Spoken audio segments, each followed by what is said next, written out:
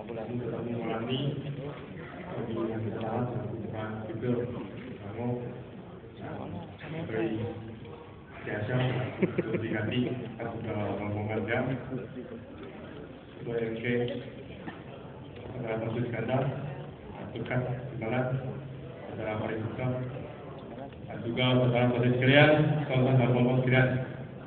Bimbing Assalamualaikum warahmatullahi wabarakatuh. Saya betul Putri Jadi mulai berkem saja wantangau.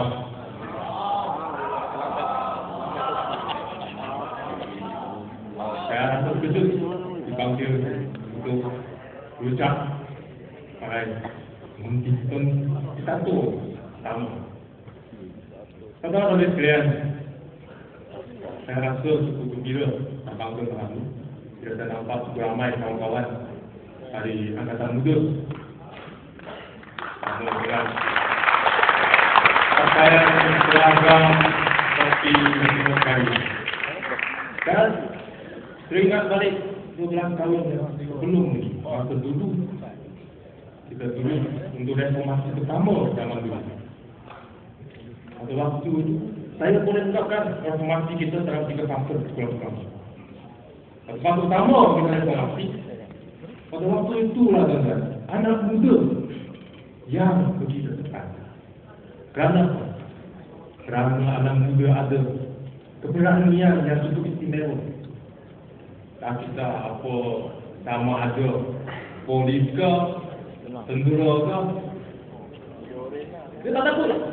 Mungkin kawan-kawan kita tanya balik, sebab itu tak takut. Mungkin kawan-kawan akan kita tahu, saya pun tak tahu apa itu tak takut. Tak berani dari kita. Tapi itu bukan salahnya kalau kita berani. Kerana zaman itu perlukan anak muda untuk reformasi bersama. Dan perlukan keberanian.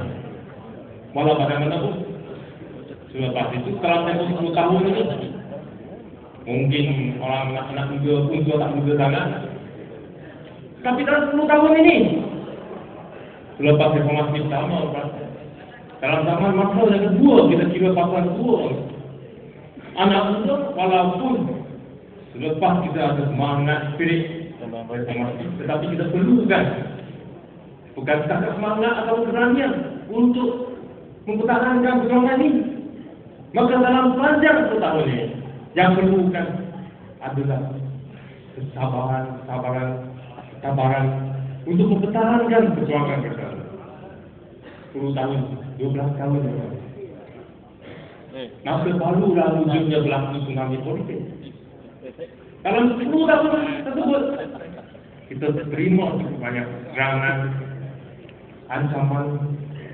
Maka pasal itu zaman reformasi kedua, yang diperlukan anak muda, bukan setakat orang anak muda berani, tetapi perlulah orang anak muda yang boleh konsisten dalam perjuangan. Barulah sampai lakunya tsunami politik. Kalau begitu, apa zaman yang kita berdiri sekarang? Kalau nampak saya mungkin muda, tetapi sudah 12 tahun sejak saya mula reformasi. Tahun pertama saya di universiti dulu.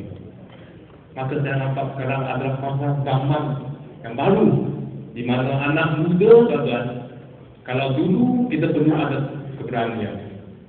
Lepas itu kita terima ancaman. Sekarang 10 tahun kita perlu sabaran.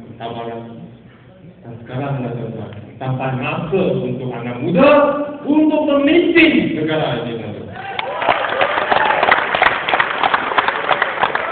Kalau tanya saya, kalau satu hari nanti jadi kerajaan,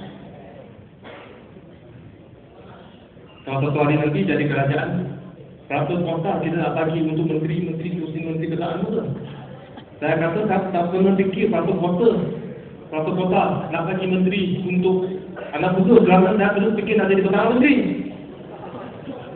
Apa salahnya orang muda untuk berhasrat untuk memimpin negara? Apa yang berlaku sekarang yang nonton pasti tak ada seorang wakil rakyat anak muda. Ini yang salah saya. Kita pakai wakil rakyat. Kalau apa? Bahkan dalam negeri Perak dan Puteri, wakil rakyat dari angkatan muda tak tak beri jawatan Exco pun dia tak lompat dan diberi itu yang lompat.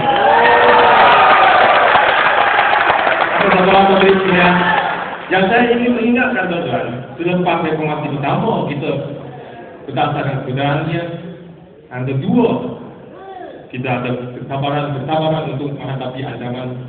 Maka sekarang tiba masa untuk kita mempersiapkan kita sendiri untuk menjadi pemimpin negara Malaysia. Siapkah betul?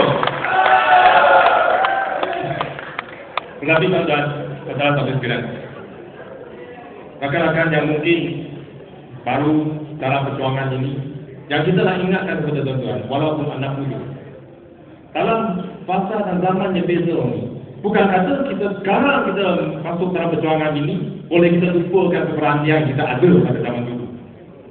Maksudnya, kalau kita terpaksa menghadapi pilihan raya, maka kita kena persiapkan sendiri untuk menghadapi pilihan raya. Tetapi kalau kita terpaksa untuk lawan dalam jalan raya, maka kita beramai-ramai turun ke jalan raya.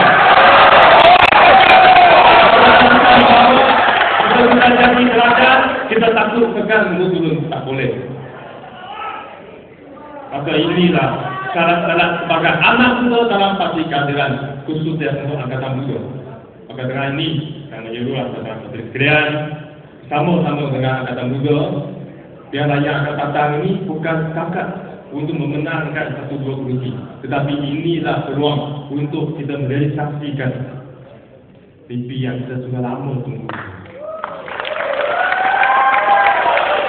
Saudara-saudara sekalian, saya juga ingin mengucapkan saya harap dalam pilihan raya ataupun jalan raya yang akan datang ini, kita nak nampak angkatan muda lah, yang anak muda yang paling di depan dalam perjuangan ini.